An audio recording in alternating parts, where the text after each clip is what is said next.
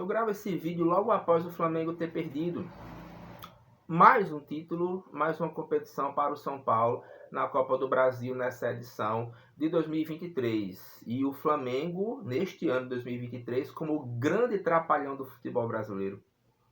Um time absolutamente capaz, com um plantel muito qualificado. O elenco galáctico do futebol sul-americano, eu não diria nem do futebol brasileiro. Porque olhando nome por nome, o Flamengo tem um elenco espetacular.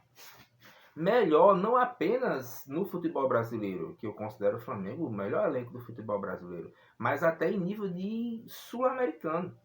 Eu não consigo ver, tirado a seleção brasileira e tirando a seleção argentina, o Flamengo abaixo, por exemplo, de grandes seleções nacionais. Para quem assistiu, por exemplo, os 2 primeiros jogos da seleção brasileira na era do dinizismo, contra a Bolívia eu acho que não se garantiria na Série B do Campeonato Brasileiro, quem dirá na Série A, assim, para quem viu o jogo não tem condição, assim, sem parâmetro, né? Paulo Guerreiro como a referência da seleção peruana, que foi o segundo jogo da seleção brasileira, e o Marcelo Moreno na linha de frente da seleção boliviana. Então o Flamengo é um time muito potente. É um time que, inclusive, hoje tem um elenco bem mais vasto e mais forte que o próprio Flamengo, que foi campeão em 2019 naquela revolução do Mister Jorge Jesus.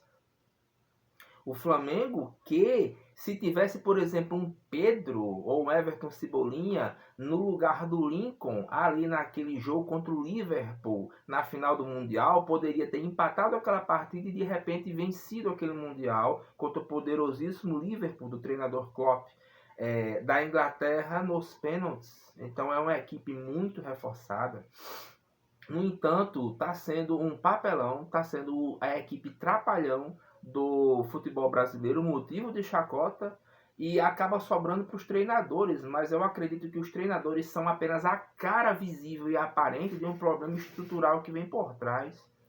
Porque se a gente for parar para ver, o Jorge Jesus faz essa revolução não apenas no Flamengo, mas no próprio futebol brasileiro, que muda de configuração, que eleva-se de patamar de exigência com relação a treinadores, com relação a desempenho, e aí vai fazer aquele tour na Europa e contrata, fazendo uma seleção, uma entrevista com treinadores, o Domenech Torrent. E o time começa a oscilar um pouco entre bons resultados, mas tomando algumas goleadas, demitem o Domenech e contratam o Rogério Ceni. E contratam o Rogério Ceni numa condição que ele precisava correr atrás para poder ganhar o Campeonato Brasileiro, estando atrás do próprio São Paulo, que fez uma grande campanha com o Fernando Diniz. Aconteceu as coisas meio estranhas, não sei porque o São Paulo parou do nada, e o Internacional do Abel Braga engata 9 vitórias consecutivas. Eu dizia para os meus amigos, eu não estou vendo no Internacional futebol para ser campeão, eu acho que o Flamengo vai chegar. Chegou com o Rogério Ceni, mas aí o que acontece? Demite o Rogério Ceni, contrata o Paulo Souza, tira ele da seleção polonesa contra a vontade do Lewandowski, e aí acontece que também não tem clima. Percebe-se que esse elenco super estrelado não se dá bem com o treinador, demite-se o Paulo Souza e retira-se o Dorival Júnior, grande vitorioso dessa Copa do Brasil 2023. O único treinador que acaba vencendo a Copa do Brasil de forma inédita em 2 anos consecutivos, pelo Flamengo em 2022 e pelo São Paulo agora em 2023, retira o Dorival Júnior do Ceará, que vinha fazendo uma grande campanha no Ceará, um contrato de 6 meses, aquela coisa assim mais ou menos para ver se dava certo, como se fosse um treinador tampão. E aí o cara entrega o Flamengo com o caneco da Taça Libertadores da América e também com o da Copa do Brasil. E acontece que o Flamengo fica de olho no Vitor Pereira, que para mim não fez nada demais no Corinthians, com bons valores individuais, pelo menos meia dúzia de jogadores bons, e eu não consegui ver nada de vistoso naquele Corinthians. No entanto, o Flamengo paga uma multa rescisória, traz o Vitor Pereira, e aí quando tem a primeira partida decisiva, que foi a Supercopa contra o Palmeiras, vem a perder de 4-3. E com aquele futebol, dizia para os meus amigos, para os amantes do futebol, olha, o Flamengo jogando assim não ganha nem o Carioca. Mas perdeu o clássico seguinte contra o Vasco 3-2. Perde o Carioca para o Fluminense 4-0 de maneira vergonhosa. Perde para o Independente Del Valle a Recopa também, né, do campeão da Libertadores contra o campeão da Sul-Americana. e só faz perder, perder, perder, aí demitem o Vitor Pereira. E agora trazem o Sampaoli e o time continua oscilando muito, perde para o Olímpia do Paraguai. Da maneira que perdeu, depois o Fluminense chega e não toma conhecimento, atropela, passa o trator por cima do Olímpia e a gente vê o Flamengo patinando nessa situação.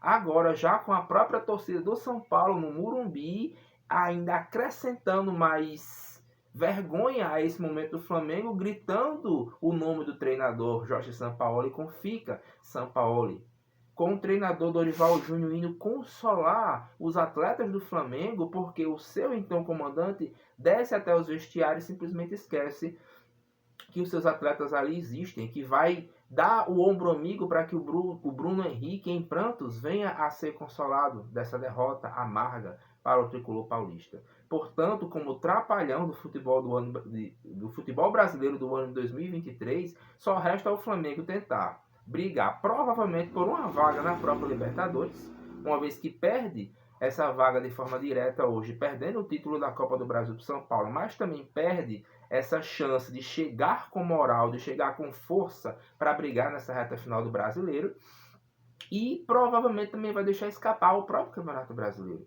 Então foi um ano bem triste, um ano para esquecer, um ano só de derrotas, mas um ano não para se apagar, um ano para se extrair lições, porque em termos de gestão, enquanto o Flamengo estiver vivendo e sobrevivendo do espólio em cima daquela glória de 2019, com esses medalhões que aí estão, com o próprio Gabigol que dá cara a todo esse conjunto de fatores e, vamos dizer assim, meia dúzia de jogadores que não se sabe se querem ainda jogar na equipe do Flamengo ou se estão no momento que já estiveram em outra hora, eu acredito que se não fizer uma limpa, uma renovação, se não passar uma régua, um reset, uma borracha e reiniciar sobre novas bases, o Flamengo pode ir mudando de treinador, mudando de filosofia, com o Marcos Braz, com o Rodolfo Landim administrando do jeito que tá, coloca ali o treinador e o que chegou para resolver e conquistar o que conquistou foi o Dorival Júnior. Eles simplesmente não deram esse voto de crédito, não seguraram esse treinador no momento de mais dificuldade, no final do Campeonato Brasileiro,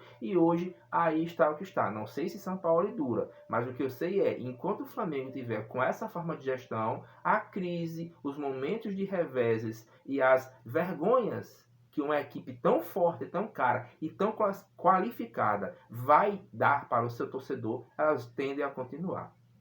Então esses foram os meus 3 tons de opinião. Não sei se você concorda, mas querendo também dar o teu pitaco, coloca aqui na seção dos comentários. Vamos fazer essa resenha sobre futebol. Obrigado por ter ficado até aqui. Um grande abraço. Vamos para o próximo vídeo.